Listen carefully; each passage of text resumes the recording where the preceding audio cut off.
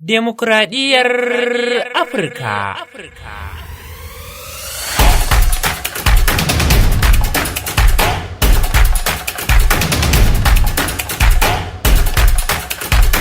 Mai sauraron sashen Hausan Progress Radio barka da wannan lokaci ta cikin shirin Demokuraɗiyyar Afirka. Shirin Demokuraɗiyyar Afirka shiri ne da ke kawo mai saurare muhimman al'amuran mulkin demokuraɗiyya da suke faruwa a nahiyar Afirka, domin mai saurare ya san inda aka kwana da kuma inda ake da inda za a tashi. Sai dai kada ku manta, za ku iya sauraron shirye-shiryen namu kai tsaye a www.progressradio.ng. Za ku iya aiko mana da ra'ayoyinku a dandalinmu na sada zumunta da musayar ra'ayi na Facebook a Progress Radio TV Gombe. Yusra Ridwan sunana da zan gabatar muku da shirin na wannan lokaci.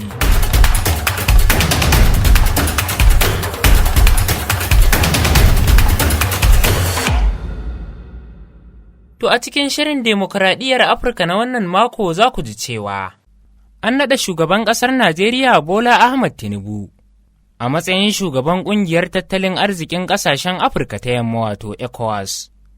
Sai dai shirin zai yi dubi ne akan abu uku da Tinubu zai mayar da hankali a matsayinsa na sabon shugaban ƙungiyar ECOWAS.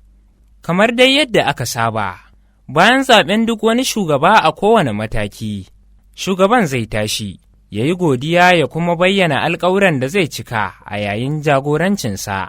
Irin haka ce ta faru ga shugaban Najeriya Bola Ahmed Tinubu, bayan zaɓarsa da aka yi a matsayin sabon shugaban ƙungiyar raya tattalin arzikin ƙasashen Afirka ta Yamma wato ECOWAS.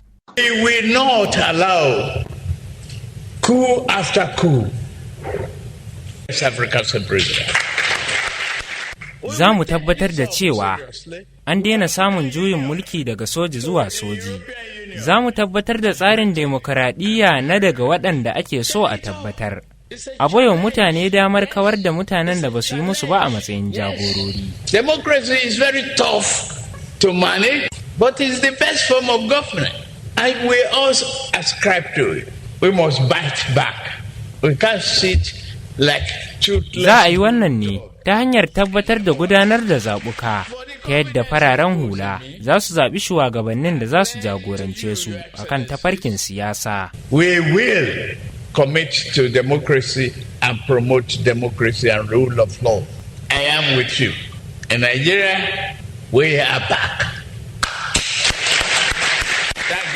Kazalika za mu sauƙaƙa wahalhalun da ake fuskanta wajen musayar kuɗaɗen ƙasashen waje marasa tabbas da kuma faɗuwar darajar kuɗaɗen cikin gida na ƙasashen Afirka ta Yamma. Economic integration of West Africa.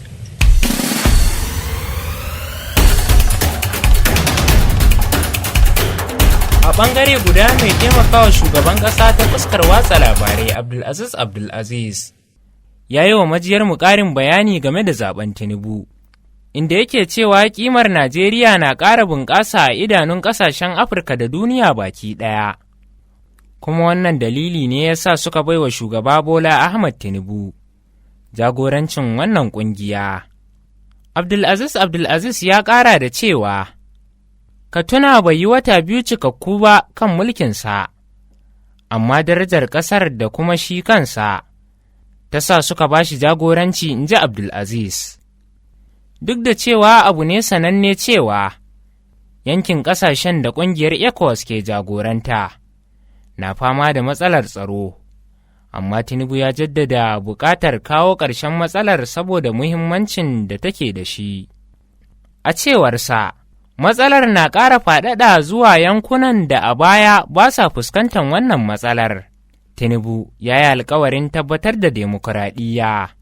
Wannan maudu'i na ɗaya daga cikin batutuwa da suka mamaye taron da ECOWAS ta gudanar a karo na 63 a Gini Bisau, saboda wasu daga cikin mambobin ƙungiyar ba sa kan turbar demokuraɗiyya, amma ba da gangan ba, sai domin sun faɗa hannun sojojin juyin mulki. Ƙasashen Mali da Burkina Faso da Gini, waɗanda mambobin ƙungiyar ne, dukansu sojoji ne ke jagorantansu a halin yanzu. A iya cewa zaben shugaba Tinubu bai zo da mamaki ba, ganin cewa shine shugaban Najeriya na 8 da ya jagoranci wannan ƙungiya. Ƙungiyar ECOWAS dai yana da membobi 15 da suka haɗa da Benin da Burkina Faso, da Cape Verde da kuma Gambia. Sauran sun haɗa da Ghana, da Guinea da kuma Guinea-Bissau, da kuma Ivory Coast da Liberia, da Mali da Nijar da kuma Najeriya, sai kuma Senegal da Saliyo da kuma Togo.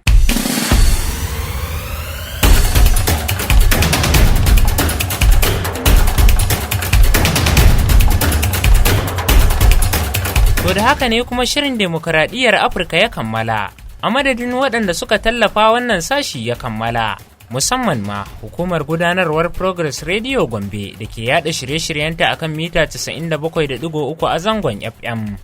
Sunana Yusra Ridwan da na shirya na gabatar, nake cewa sai an jima, ma'assalam.